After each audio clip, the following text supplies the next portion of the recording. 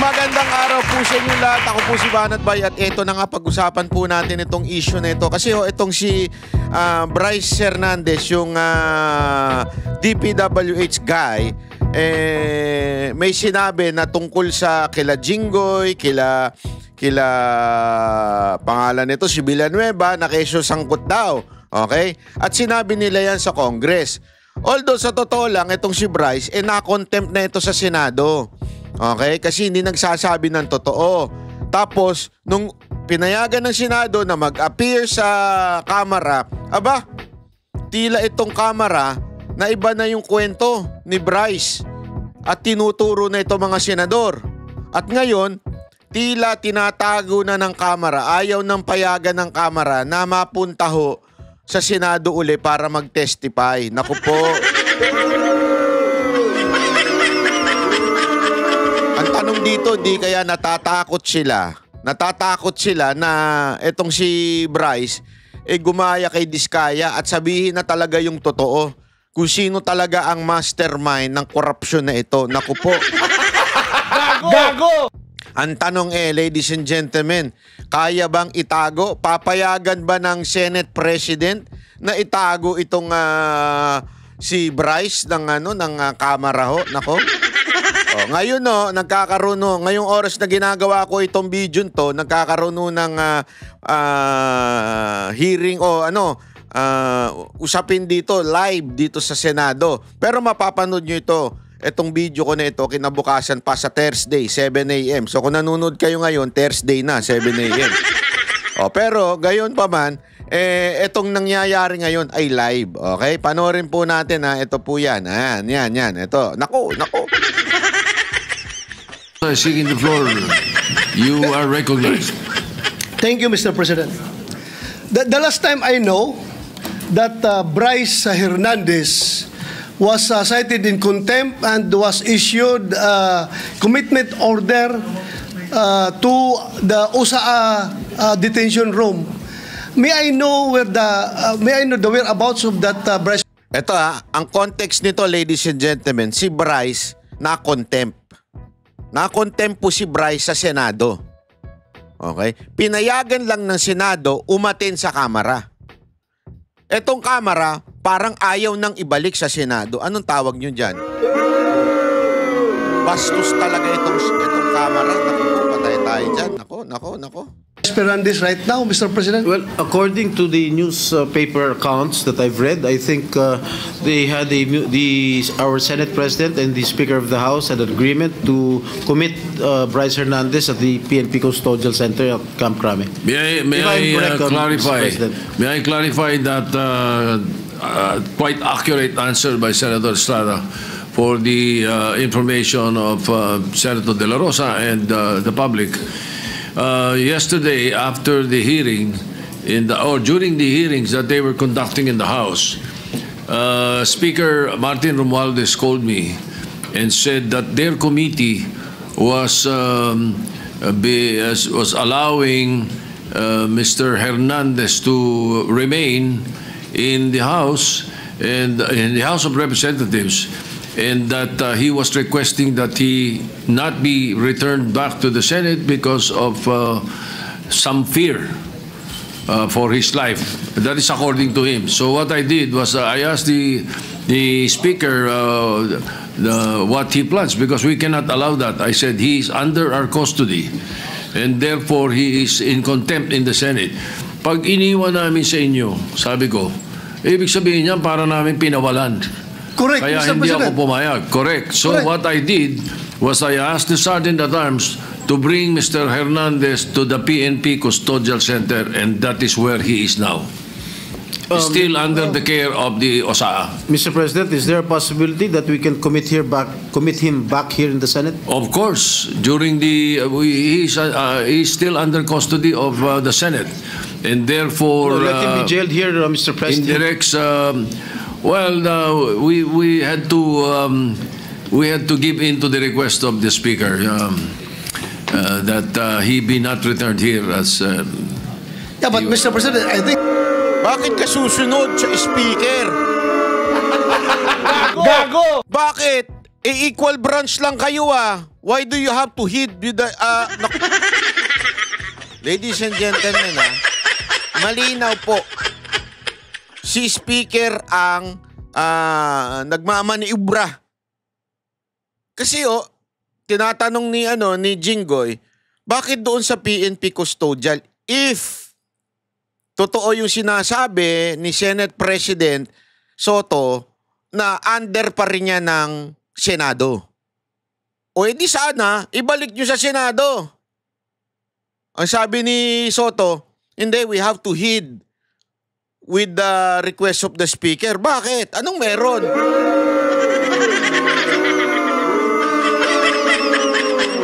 Utu-utu ka na ba ngayon? Sunod-sunuran ka na lang ba ngayon sa Speaker? Senate President ka eh. Equal branch kayo eh. Bakit ka sunod-sunuran sa Speaker? Ang labo naman yan, Mr. Soto? I think as we speak, the jurisdiction of the person of Bryce Hernandez belongs to the Senate. Yes, and that's why we can call him here anytime we need him. Thank you, Mr. President. Yeah. Senator Alan Cayetano is recognized. Mr. President, on that Minority Leader is recognized. may I know, Sir President, will that be the new rule? Because under the present rule, kung sino may jurisdiction, siya yung magde-decide. So for example, siya ay incarcerated under RTC. So magpapaalam tayo sa RTC kung pwede nating hiramin. So nagpaalam sila sa atin kung pwede natin nila hiramin yung witness. Kasi insulto po sa atin yung sabihin may mangyayari sa kanya dito. Grabe, no? Soto, wala ka pala eh. Sorry pero manindigan ka naman para sa institusyon ninyo. Huwag mong hayaan na nagdidesisyon si Speaker. Dalhin nyo dyan. Ilagay nyo dyan sa loob si Bryce. Sila yun ang hiram eh. Yun ang sinasabi ni Senator Cayetano eh. Nang una po, 24 tayo na lahat independent. Sinabi na rin po ng Senate President na ginagalang natin na independent ang Senate. Never naman po nagkaroon ng problema dito. ZTE, Pangulo pa. I remember dito, muntik kaming maghablutan if Senator Lacson remembers with former Congressman Andaya, with our other witnesses, with Secretary Neri. Di ba, parang may PSG pa atang pumasok, whatever, no? But we were able to handle it well and come to a conclusion. My point, Mr. President, is this. What if the reverse happens now? What if we borrow a witness from the House? Is that the new rule now? Na PNP custodial na? Or makikiusap tayo pabalik sa House? Because I don't think we should change rules without doing it either in caucus as a group. Wala pala kayo eh. Tuta pala kayo ng Senate President, tuta pala kayo ni Romualdez eh. Magsara na lang kayo.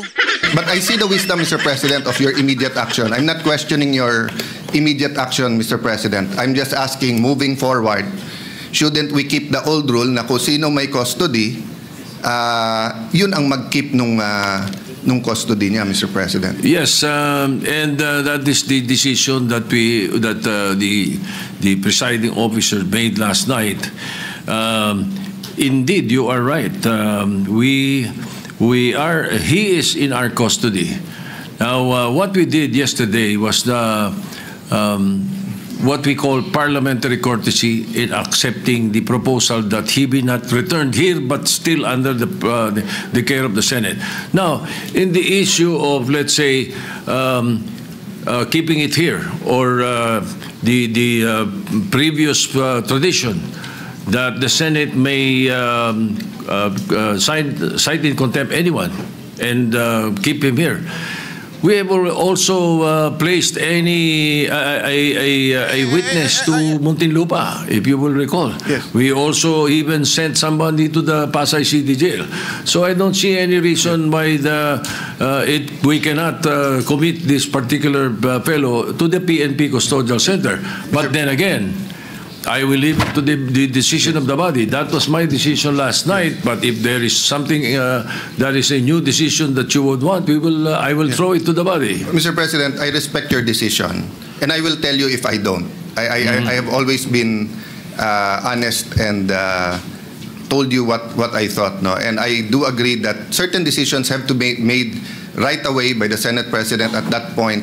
And you do not want a constitutional crisis or ayaw natin mag-agawan ng witness sa gitna ng and it. Ayun na no? Kakaiba rin to si Senator Cayetano eh. Sinabi na niya na, alam mo, naintindihan naman kita eh, ayaw natin magkaroon ng constitutional crisis. Kasi alam niya, napapalagan talaga ni si Speaker Martin Romualdez, itong pagiging desisyon ng Senado. Kaya nag-give way na itong si Soto. Ang problema dyan, ladies and gentlemen, medyo sablay po yun. Sablay yun sa tingin ko. Kasi unang-una, hindi naman po ito witness na pareho. Di ba? I mean, nasa inyo na eh. Pinahiram nyo lang. Pwede bang ipahiram nyo tapos ibabalik sa inyo pero ibabalik sa iba muna? Diyan lang muna yan. Huwag nyo nang ibalik sa inyo. Pinahiram nyo eh. Dapat ibalik sa inyo. Common sense naman yun. Soto? And perception is important. Kung nakipag-agawan po kayo o tayo kagabi, it would appear na baka may katotohanan yung sinabi about senators, kaya pinipilit natin dito. The problem is, meron din kasing perception tuloy that by not having him back here, baka nga totoong ini-impluensya natin. But from my point of view, from my limited point of view at this point in time, when he was here, no one was talking to him from the Senate panel. But according to Senator Marcoleta, he got information that the witness was being asked to single out senators there. So only God knows if Senator Jinggoy is the good one or the better one. Only God knows the totality of accusations against Brother Joel. But what do I know? I know na si Brother Joel, 2016 pa lang, 2017, when I left the Senate to go to the DFA, speech na ng speech to tungkol sa flood control eh. Even President Duterte had a speech na ang problema ko, DPWH. And never tinago ni ni President Duterte. Nandun yun po nasa Facebook. Ang linaw, ano? Yan ang birada. Iba talaga to si Cayetano. Yun na nga eh. Tama yung sinasabi niya. Anong point niya dito? Kung sangkot si Villanueva sa flood control project, noon pa lang, panahon pa ni Duterte, sabi nga ni Cayetano, nagsasalita na siya, may mga expose na siya about flood control project. Pinangalanan niya pa yung contractor, 'di ba? Pinapangalanan niya pa yung ibang mga contractor sa mga anomalyang project aside from the ghost control project o flood control, 'di ba? Ibig sabihin, kung ako may tinatago, iiwasan ko yung issue na 'yan. Iiwasan ko yung usapin na 'yan. Bakit? Mauungkat. Hindi niya iniiwasan. Noon pa lang maingay na yan si Villanueva patungkol sa nangyayari sa Bulacan, yung baha sa Bulacan. Kung involved siya, ladies and gentlemen, bakit niya mag-iingay? Noon pa lang hindi pa ho ito issue sa nationwide Noon pa lang. Bakit? Pangalawa, eto pinasok niya pa kay Duterte kasi alam natin na aside from senators ang target ng pagdinig ng Kamara, ay pati si Duterte, ang mga Duterte, pati si Congressman Pulong. Target nila. Ito pa nga lang, noong palang panahon ni Pangulong Duterte, binabanggit na po niya ito. DPWH, ang corrupt. Diba, binanggit niya pa yung mga congressman. Sabi niya pa nga, naalala nyo, may time pa siya doon na pag si Pulong nalaman ko, magre-resign ako. Diba? So, kung ikaw ay involved sa isang bagay, you wouldn't say that. Kung ikaw ay meron kahit kapirasong kasinungalingan, you wouldn't say that. Kasi madadali ka. Nasa TikTok na sinasabi niya baka may ghost project pa. 2022, to be fair to our new chairman of the committee on the Blue Ribbon Committee and the Senate President, you weren't here at that time, but I'm sure you monitored it.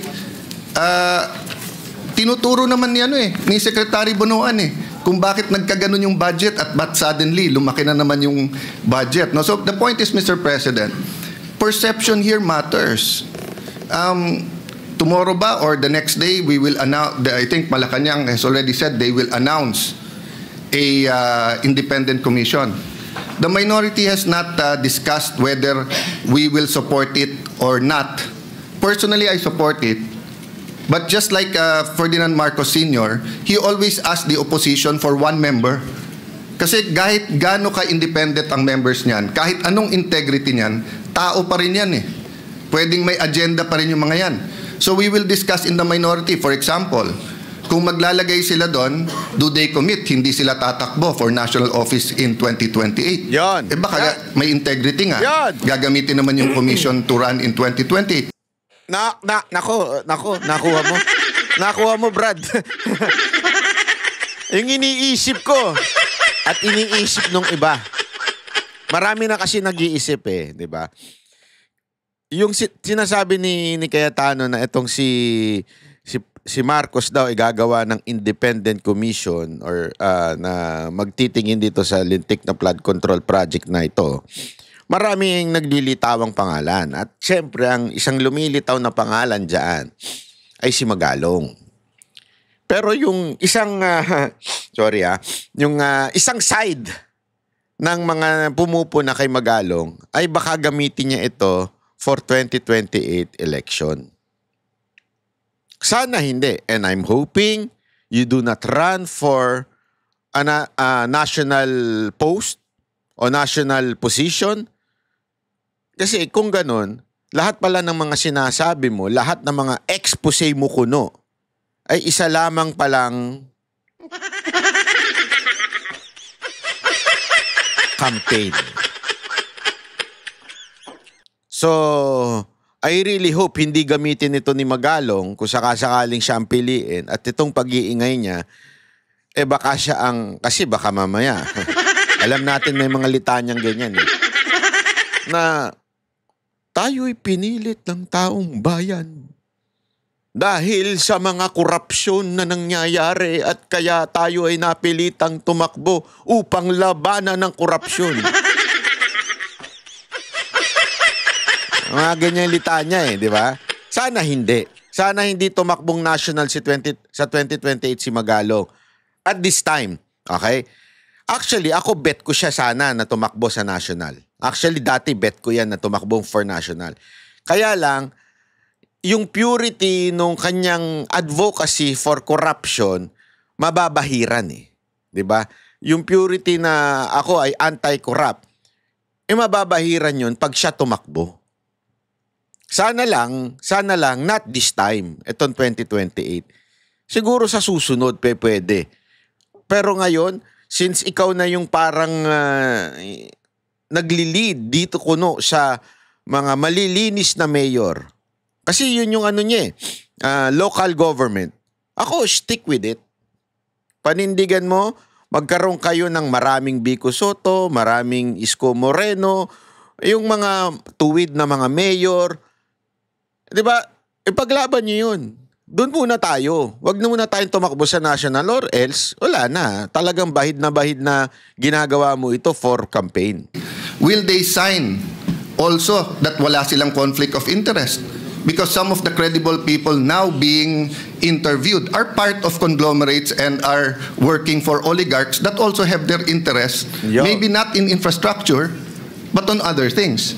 So ang point ko, Mr. President, naku po, na-disrupt. Hindi yung pasabog na yun, yung iba daw mga nag-iingay o mga ay parte ng mga oligarch. Nako.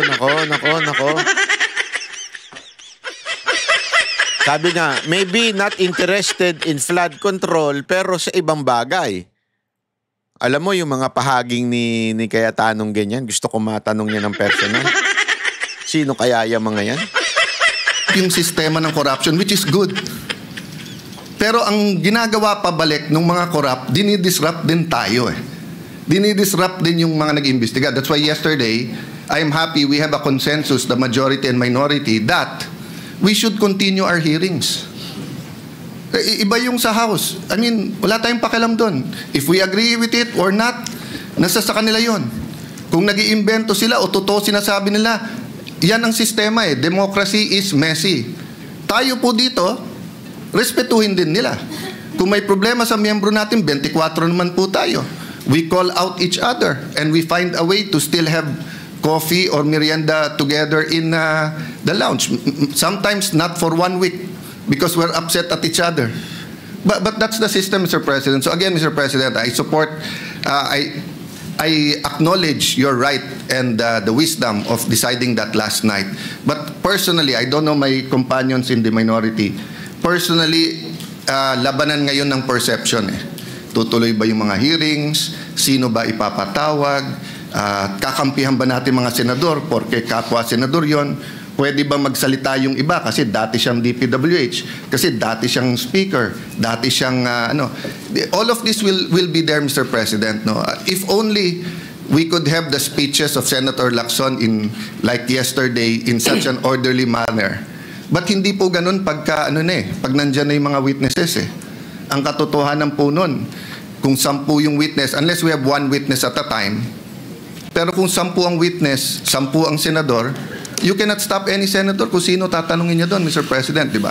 So yun po ang problema lang, that since this involves high-ranking people and the PNP is not under the Senate, it creates another perception who controls who. But thank you for informing us that TUSAA is there and they're looking at that. No? But Alam mo, para tuloy na ko-confirm talaga eh kung bakit pinalitan si Chis Escudero, no?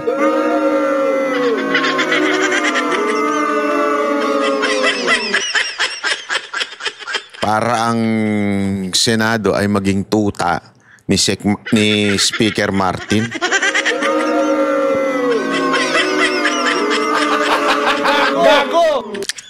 Kaya pag pinayagan ito, Mr. President, sa akin lang po, kung babaguhin yung rule, so I acknowledge you're not changing the rule. You made a decision and is throwing it back. But kung babaguhin yung rule, I think we have to discuss it thoroughly. Because nga, masyadong mabigat yung accusation nung DE ba? Assistant DE na takot siya dito or whatever. Kasi Mr. President, ang dami na natin naging witness dito kung sino-sino inaccuse kapwa senador eh. Never naman. I think when I was Blue Ribbon Chair, I just remember si Jun Losada natulog pa sa couch sa opisina ko. Sa baba, I think I only visited 1 witness once. Otherwise, hindi eh. So, anyway, Mr. President, thank you for your patience in hearing us out. But may I defer to the chairperson now of the committee.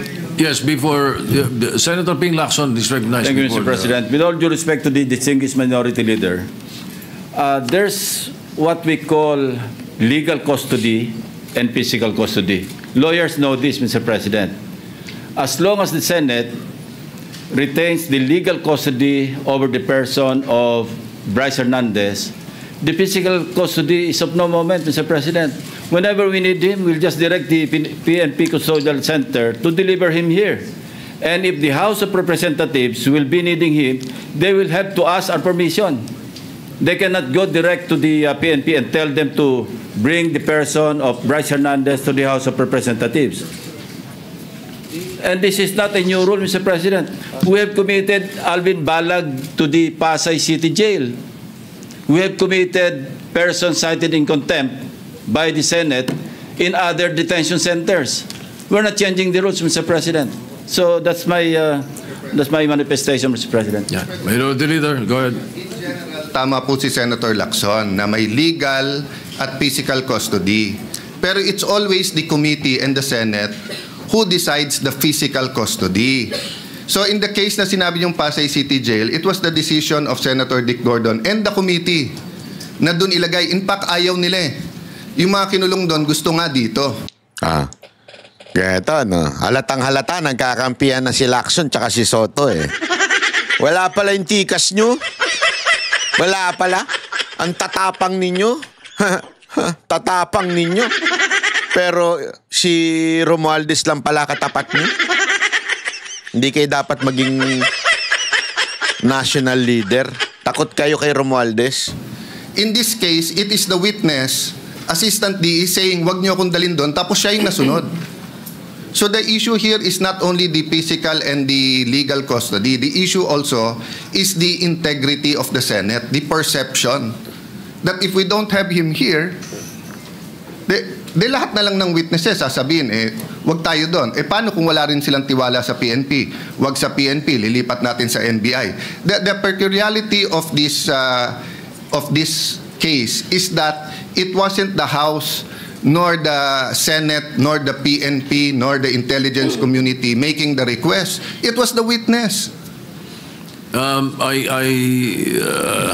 I beg to disagree.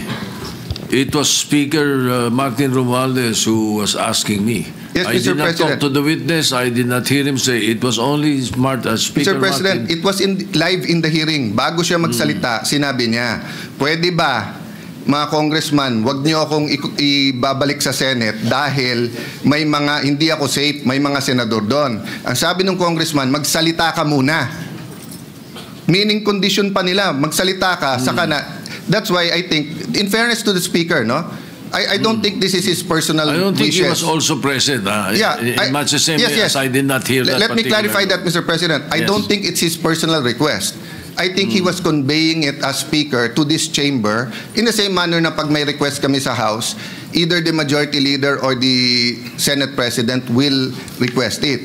But hindi naman po alam ng tao na ang request ay formal eh.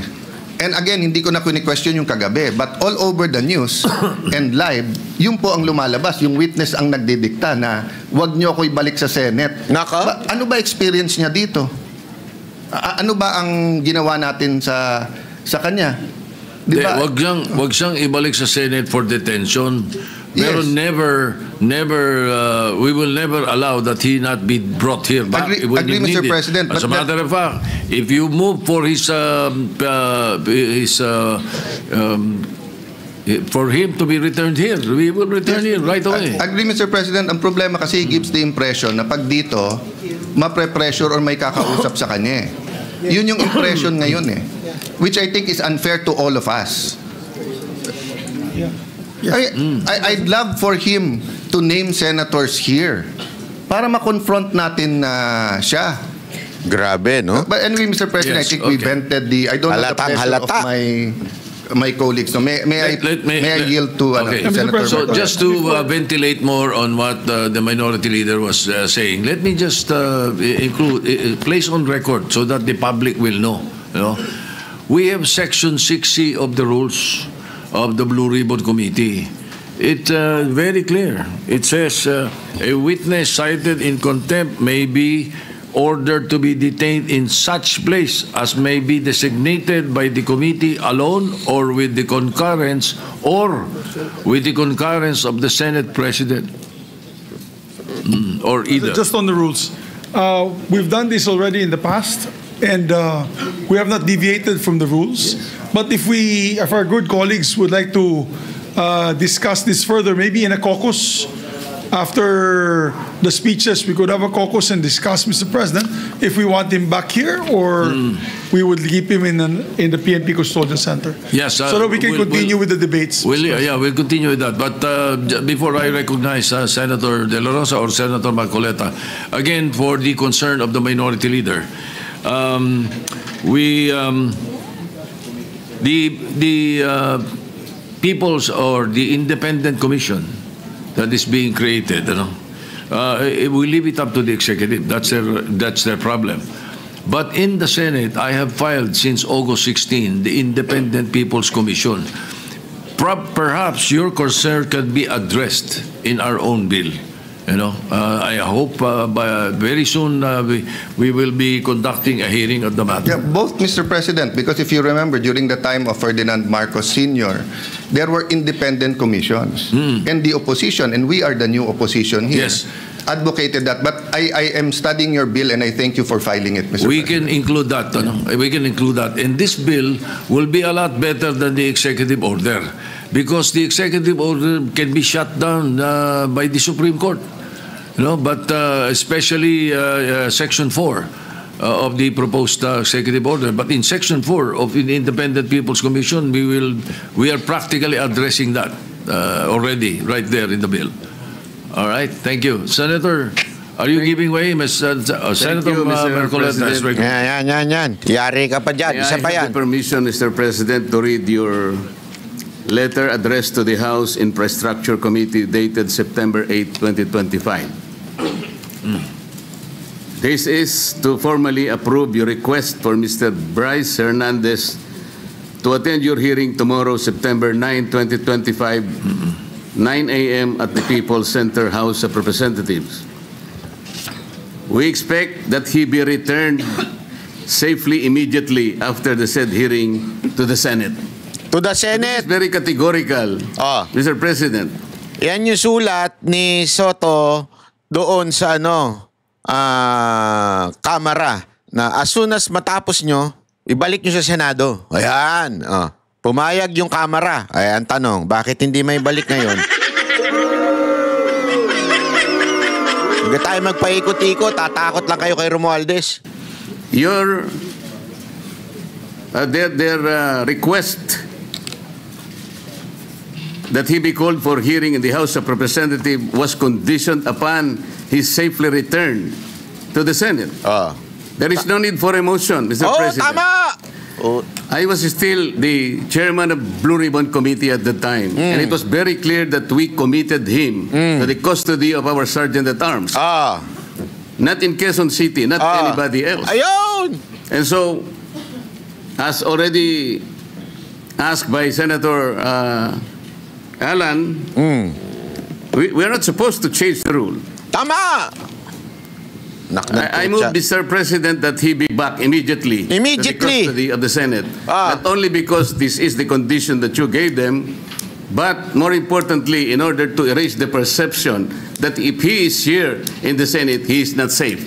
I will reject the idea that if he returns in the Senate. Tama, para ka kasing sumang-ayon dun sa sinasabi nung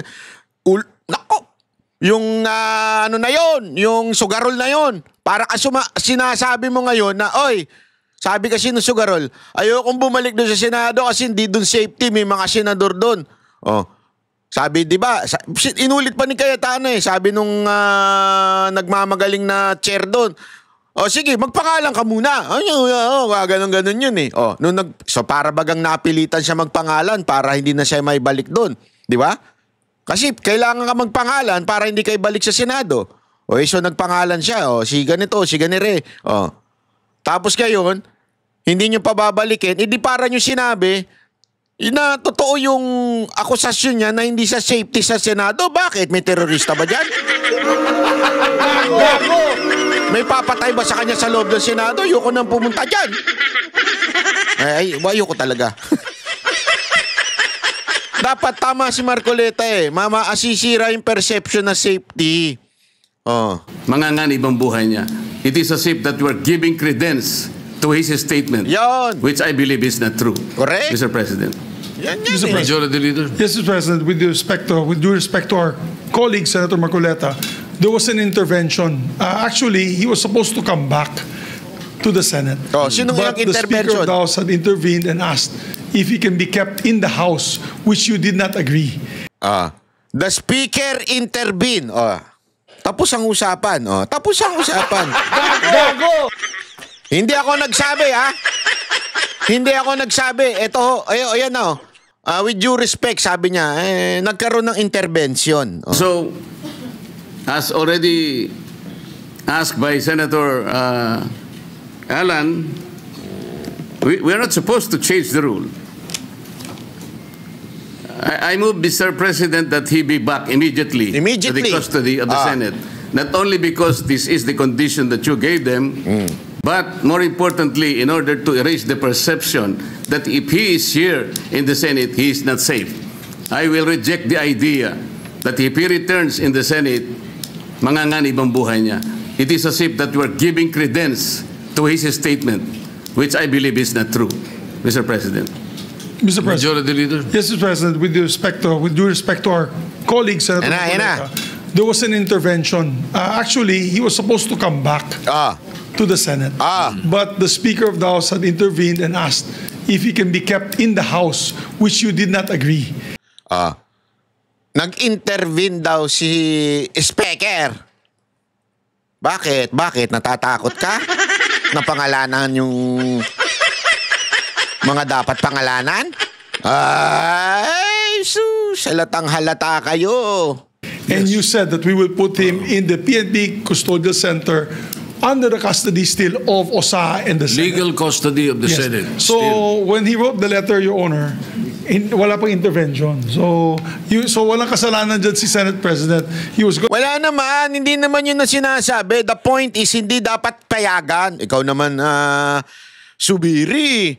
Pero masyado ka namang masyado naman yan. Masyado namang bulaloy ang ginagawa mo kay Soto. Going to bring him in, but we are not bending any rule.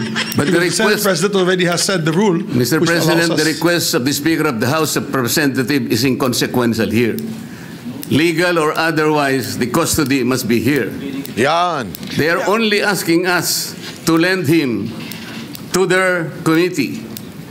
The legal custody is still acquired by the Senate. And then the committee was the one who ordered him to be legally detained in the custody of the Senate. The committee was the one who did that, not the Speaker of the House of Representatives. He could request that. But we are sorry to deny that because the legal custody, legal or physical, is still with the Senate. Mr. President, I think the points raised by Senator Marcoleta are valid. I think at that time, the witness had no fear of his life, but now he has fear of his life. We will guarantee that he's safe, even if he's in the Senate. Mali yun! Guaranteeing he's safe. Mali yun! Anak ng wewe, oh! So, talagang aaminin nyo na lang na maaari siyang patayin dyan? Sa Senado, ganon? Wala pala, buti natanggal kang Senate President eh. Papayag kayo na ganon? Safety, if he's here in the Senate. But let's also be transparent, Your Honor, because I think the question there is kung meron bang mag-i-impluensya pa sa kanya. That was the point of the minority leader. Correct. There might be a perception that if he's here, he might be influenced by someone. That is also the minority leader made mention of that. And that's why I believe the Senate President made that decision to keep him in a neutral area, which is the PNP Custodial Center. But then again, Mr. President, we're a deliberative body. If the body would wish him back here to the Senate, then we can discuss it further. Mr. President, lagi nila sinasabi with the body kasi alam nyo marami kayo. Yun ang totoo dun eh. Pero the fact na nag-giveaway kayo kay Speaker, wala pala kayo. Boo. Wala na, taong bayan, wala na talaga tayo maasahan sa mga natin.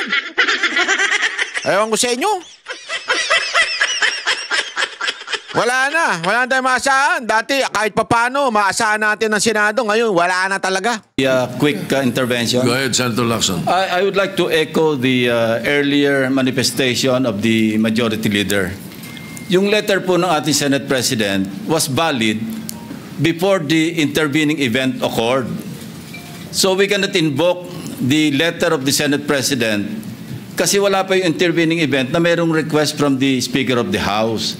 And the Senate President, using his own wisdom, granted the request. But we have not given the legal custody of Bryce Hernandez to the House. We still maintain or retain the legal custody over his person.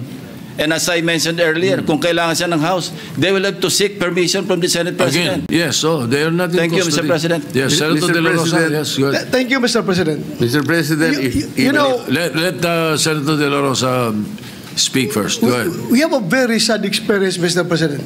Because if the reason why the Speaker requested for Bryce Hernandez to be detained not in the Senate, because for fear of being influenced by anybody or any member of the Senate. Alam mo, Mr. President, Colonel Grijaldo Colonel Grijaldo nag-testify dito sa ating committee about the wrongdoings of the members of the Quadcom. Nagsumbong siya dito, Mr. President. And after he read his statement, sabi niya sa amin, Sir, can I be protected by the Senate? Dahil alam kong pinag-initan ako ngayon ng House. So, I share the information to the committee and even to the leadership of the Senate. But the following day, or the days after, he was required to appear before the Quadcom and he was cited in contempt. Nang siya ay na-contempt, kinulong siya doon. At nang kinulong siya doon, look what happened. Binubombard siya doon, pinupuntahan siya doon at sinasabihan na huwag yung gusto namin na mangyari, gawin mo na para makalabas ka na dito sa kulungan. Hindi nag-give in si Colonel Grijaldo. Kinulong siya hanggang natapos ang 19th Congress. So, Mr. President, sila ay takot sa kanilang ginagawa mismo. Yan! Grabe! Hindi po yan gagawain ng Senado na mag-impluensya ng resource person. Suntukan lang. Hindi, alam mo kung bakit mainit ulo nito? Tama eh. Ginawa nila na nga dati yun eh. Di ba? Ayan na nga kay Grijaldo. Pinayagan niyang lumipat sa kabila para tas kinulong. Di ba? Ngayon, eto na naman kayo. Uto-uto. Wala kang kwenta, Soto. Never pa nangyari yan na mayroong pumunta doon sa baba, tinakot yung nakakulong contempt, cited in contempt na resource person. Gawain nila yan sa House of Representatives. Nako. Ginawa nila kay Colonel Grijaldo. Kaya huwag tayong basta-basta bumigay sa kanila dahil we should be independent from them, Mr. President. Hindi natin sila dapat sundin kung anong kagustuhan nila. We have to stand on our own. Thank you, Mr. President. Mr. President. Yes, Senator Marcoleta. Noong pong September 8, 2025, ako pa rin po ang chairman ng Blue Ribbon Committee. Ang Blue Ribbon Committee po ang nag-approve ng legal and physical custody nung ma-cite in contempt si Bryce Hernandez. Nung makiusap po ang Speaker ng House of Representatives sa inyo, di po ba dapat nakonsulta naman ang chairman ng Blue Ribbon Committee? Dahil kami po, ginawa namin yon through the collective wisdom of the committee. Hindi po namin gawa-gawa yon. Kaya lang namin siya cite in contempt sapagkat halos ipamukha na namin sa kanya ang mga datos. Ibinigay ko na sa kanya ang lahat ng ipinanalo at ipinatalo niya sa kasino. Pati yung ginagamit niyang dalawang ID na galing sa LTO, ayaw pa niyang aminin. Ganun po yung nangyari. Gusto lamang namin siyang turuan ng leksyon para sa ganun kahit papano baka maisip niya na dapat sana mapahiya na siya sa sarili niya kung meron pa siyang kahihiyan. Dapat naman sana nung siya'y mag-request ngayon sa House of Representatives, hindi po sa kanya dapat manggaling ang request kung saan siya magko-custody. Ang custody po yung natapos na. Nagsalita na po ang Blue Ribbon Committee. Bakit po hindi man lang nakonsulta ang Blue Ribbon Committee? Bakit kailangan po ang House of Representatives Speaker ang mananaig sa kanyang request? Kalabisan na po ba ang Blue Ribbon Committee noong araw na yon, Mr. President? May I be clarified on what date that transpired? Yesterday or? September 8 po. Monday. Yes, Mr. President. Monday yung Majority Leader. Monday was the hearing here in this Senate. Monday he was cited in contempt. But the hearing in the House was on Tuesday, September 9. Yes, Tuesday. So in the evening, when yesterday, no. So in the evening, when the Speaker called me, Senator Marcoleta was no longer chairman of the Blue Ribbon. No more, because we had already elected It was already Senator Lacson. Lacson, yes. Ibig bang sabihin po, Mr. President, nawawala ng visa yung ginawa namin? Hindi. Ganun po pala. He's still in legal custody. Dapat po, igagalang po kung ano yung aming iniwan. Yes, doon tayo magsisimula. Ang iniwan ninyo, cite in contempt. Hindi And po. legal Nasa custody legal of the custody Senate. na po ng, He was ng still House. under the legal custody of ng the Senate. Mr. President, may I ask for a minute suspension? Session suspended.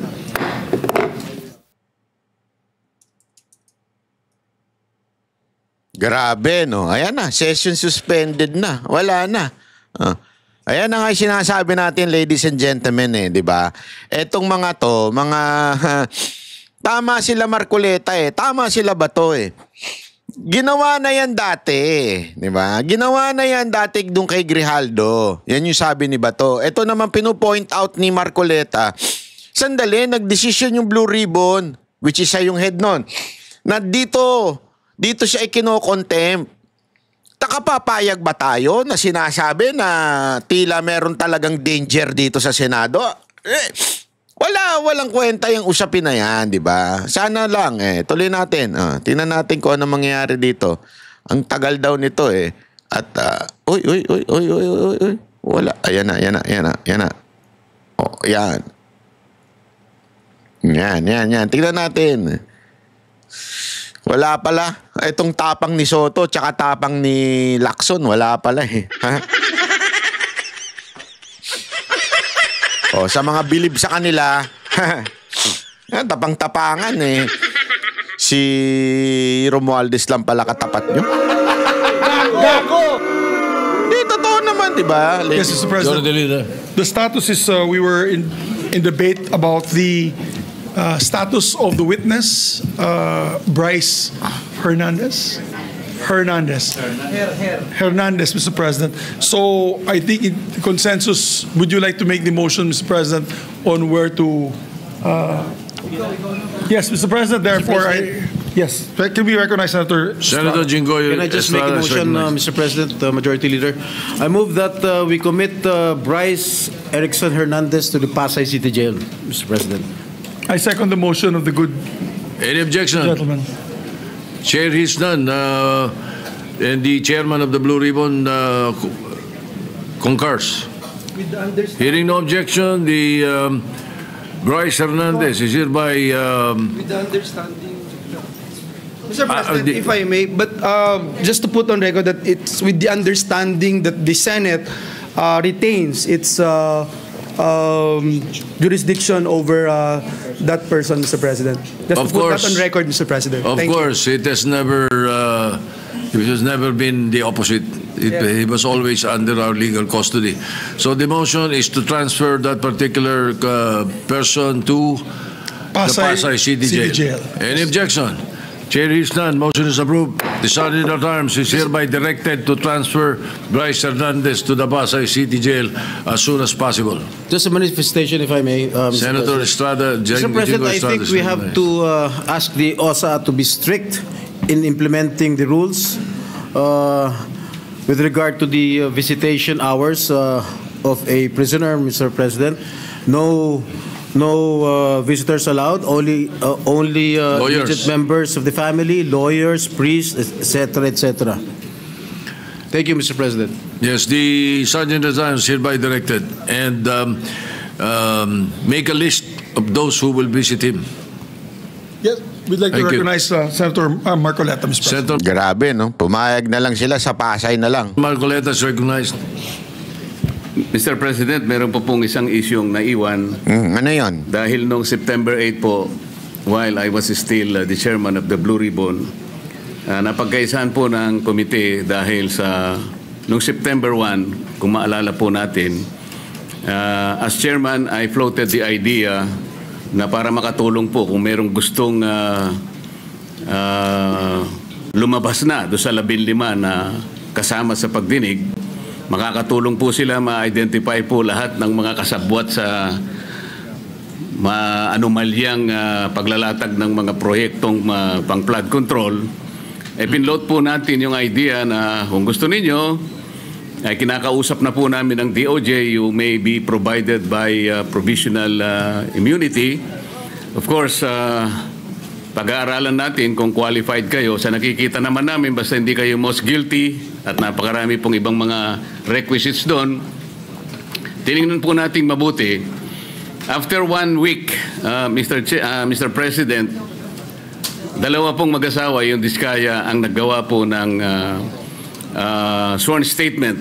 Pero bago po niya nila gawin yon, ay siniguro ko po na talagang sila ay voluntary na gagawa ng sworn statement. Kaya yung pong kanilang emissary, sinabi ko, kailangan sumulat muna sila na talagang gusto nilang magsalita at walang halong pagsisinungaling ito. Yun ang option na gusto nila at narinig nila yung aming pinopload na option na sila'y lumabas bilang isang witness, a state witness. Yun nga po ang nangyari, Mr. President, hanggang sa sila nga ay tumestigo sa komite, dala-dala at binasa nila yung kanilang sworn statement. Nang dahil po doon, Mr. President, ay gumawa kami ng sulat sa ating kalihim ng Department of Justice at yun nga po ay September 8, 2025. Gusto ko po malaman, Mr. President, ano po yung status noon sapagkat kayo na po ang pumalit na Senate President by that time. Yes, the proposal and your intention is indeed, yes, it's laudable. We may be able to get state witnesses there, no? But, so ayan po ladies and gentlemen, pakita lang natin kasi para natin maunawaan kung sino ba itong grupo nila Bryce. Ito Pinunyag ni Senate President Pro Tempore Ping Lacson na may connection si dating DPWH Secretary Manuel Bonoan sa contractor ng flood control projects. Sa kanyang privilege speech sa Senado, sinabi ni Lacson na may family business si Bonoan kay Candaba, Pampanga Mayor Rene Maglanque na contractor umano ng 2 bilyong pisong halaga ng flood control project sa Bulacan. Dating presidente raw si Mayor Maglanque ng construction company na Global Crete Builders. Ang anak naman daw ni Bonoan, opisyal din ng MBB Global Properties Corporation na pagmamay-ari rin ng alkalde. Dagdag pa ni Lacson, ang MBB ay ang mga apelyido nilang Maglanque, Bernardo at Bonoan. Wala pang bagong payag dito si Bonoan pero una na niyang ginit na wala siyang kinalaman sa anumang anomalya. May mga ito pala ang palaging depensa. Ito pala yon. Sorry, pasensya na. Ito yon. Pakita natin wait. Yan. The Casino Boys. Wait lang. Wait. Sorry. Wait lang. Ayan. Ito. Okay, play. Bago na namang pasabog si Senator Ping Lacson, kabilang dyan ang halos 1 bilyong na ipatalo daw sa kasino ng mga binansagang BGC Boys o Bulacan Group of Contractors. Pati ang anak ni dating DPWH Secretary Manuel Bonoan iniuugnay. Naritong muli ang aking report.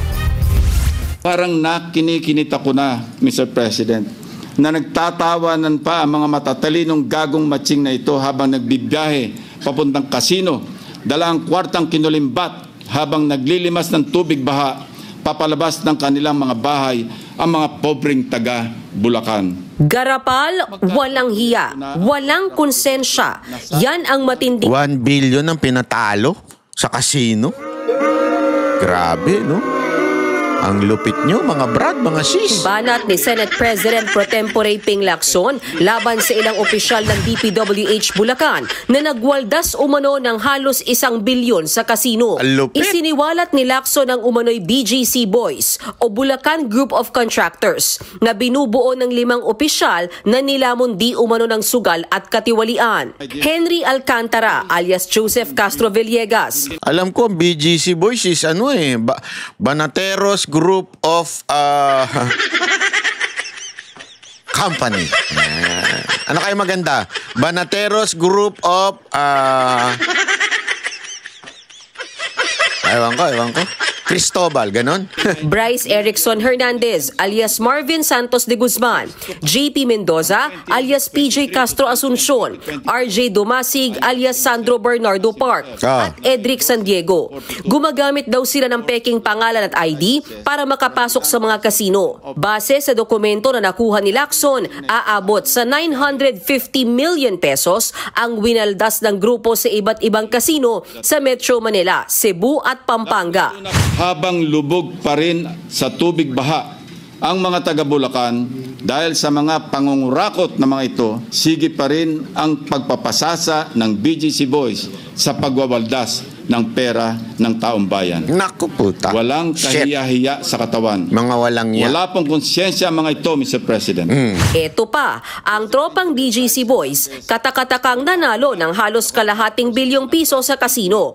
Ang swerte naman daw ata masyado, o baka may nangyayari din daw na magic. Baka naman money laundering scheme. May report kami at ito ay amin pang binabalidate na peke lang ang pagdeklara nilang panalo. Hindi lang sugal ang nakakalula, pati mga proyekto mistulang gawa-gawa. Gaya nitong flood control project sa Barangay Perez sa Bulacan. 92 million pesos ang pondo, na-award noong December 17, 2024. Tapos pagdating ng December 20, abay 46% complete na raw agad-agad. May pambihirang talento at unusual speed pala ang mga taga-Sims Construction. O baka... Alam mo yung laundry na yan, ang ginagawa kasi dyan, di ba, magkukuha ka ng chips, di ba, bibigay mo ilang milyon chips. Tapos ilalaro mo lang ilan. Naibigay mo na yung pera mo, di ba? Tapos ilalaro mo lang yung ilan, tapos kung nanalo ka na ng konti, pupunta ka na ngayon, ikiklaim mo na.